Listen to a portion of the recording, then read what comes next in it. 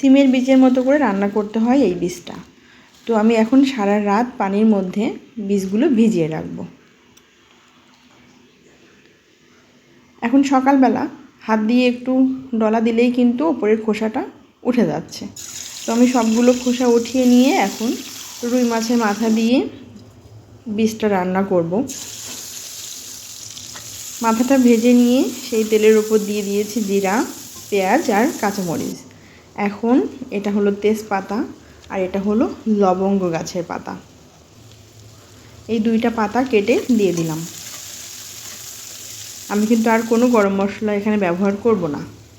আর দিয়ে দিচ্ছি আদা বাটা, রসুন বাটা, লবণ আর দেব হলুদ। মশলাগুলো ভালো করে নেড়ে চেড়ে ভেজে নেব। এবার দিয়ে দেব ধনিয়া গুঁড়া আর দেব জিরা গুঁড়া। এলাচ, দারচিনি, গোলমরিচ কোনো কিছুই কিন্তু আমি ব্যবহার করিনি। আর এবার খোসা ছাড়ানো বীজগুলো দিয়ে দিলাম। আজকে প্রথমবারের মতো রান্না করছি, তাই একটু ভয় ভয় করছে।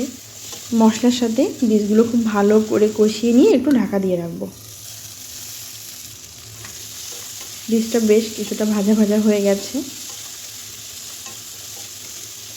এখন আমি অল্প একটু পানি দিয়ে দিই।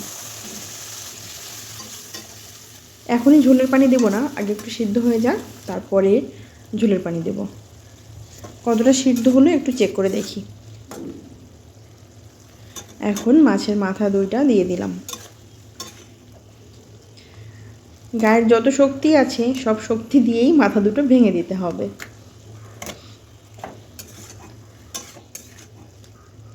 এখন খুব ভালো করে কষানোর পালা।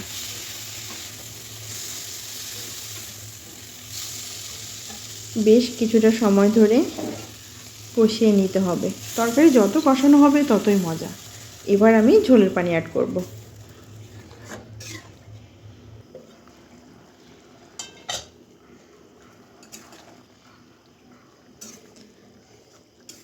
খুব সুন্দর সেদ্ধ হয়ে গেছে জিনিসটা। কাঁচামরিচ দিয়ে রান্না করা তো, তাই একটু সাদা সাদা লাগছে দেখতে।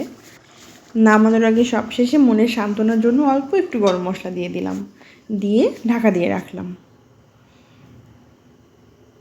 আর এই হলো আমার মুড়িঘণ্ট রান্না। জিনিসটা খুবই সুস্বাদু। যারা কখনো খায়নি তারা আসলেই অনেক বড় লস করে ফেলেছে।